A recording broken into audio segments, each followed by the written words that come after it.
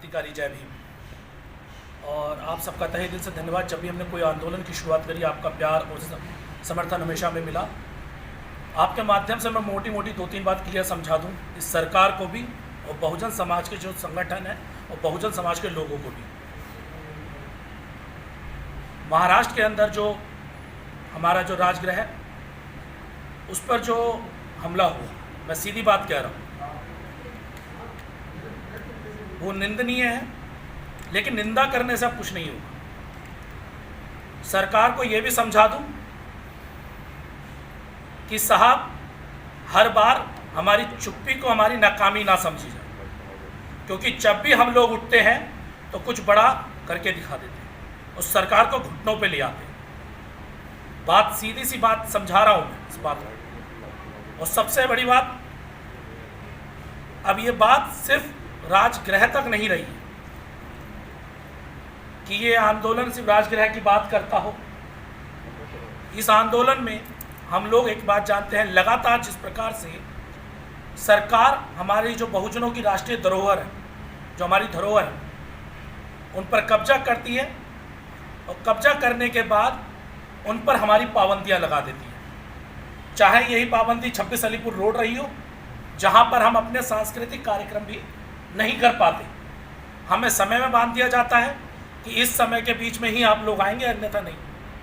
लेकिन कभी भी सरकार कभी कोई मंदिर बनाते हुए उसमें ये पाबंदियां लगाती है? क्या कोई मंदिरों पे हमला होता है? ये प्रश्न उठता है। सबसे बड़ी बात, आप राम मंदिर बना रहे हैं, क्या वहां पर भी हमारी पाबंदियां होंगी? वहां पे किसी में दम है, कोई हाथ लगा दे तो हमारी राष्ट्रीय धरोहर पर आप हाथ कैसे लगवा सकते हैं? जो बर्दाश्त के काबिल नहीं है जरा सा। और इसका जवाब हम लोग देने को तैयार बैठे। और हम सरकार से ये चाहते हैं कि जितनी भी राष्ट्रीय धरोहर है उनकी अलग से कमेटियां बनाई जाए, ट्रस्ट बनाए जाए, और सरकार चाहे उन्हें अपने अधीन ले, लेकिन उन ट्रस्ट के अंदर जो लोग होंगे वो बहुजन समाज के ही लोग होंगे। उसमें किसी की मनमानी नहीं चलने देनी चाहिए। जिस प्रकार से सरकार ने 26 अलीपुर रोड या जनपद वाले हमारा वो है स्थल है, इस पर कब्जा करके इस पर बड़ी अच्छी बिल्डिंगें उन्होंने बना दी हम लोगों को दिखाने के लिए, लेकिन उनके अंदर हमें जाने की अनुमति नहीं, हमें अपने सांस्कृतिक कार्यक्रम करने की अनुमति नहीं। तो ऐसा हम होने नहीं देंगे।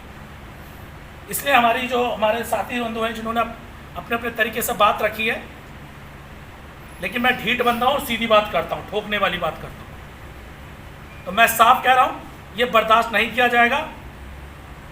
और सभी से चर्चा करने के बाद हम लोगों ने फाइनल ऐलान कर रहे हैं हम कि 1 अगस्त से या तो सरकार खुद में सुधार लिया है, अन्यथा हम लोग सुधारने के लिए लोग तैयार बैठे हैं। और देश भर में हम तमाम जितनी भी हमारी राष्ट्रीय धरोहर वहाँ से हम यात्राएं निकलवाएंगे और सीधा महाराष्ट्र, जो बाबा साहब का जो स्थान है, यानी राजगृह, जो हमारा राजगृह है, वहाँ पर हम एकत्रित होंगे और वहाँ से आंदोलन की एक बड़ी शुरुआत करेंगे, जहाँ पर हम लोग, जिसके बाद हम लोग अपने जितने भी राष्ट्रीय धरोहर जो हमारी बहुजनों की धरोहर है उन्हें आज़ाद कराएंगे।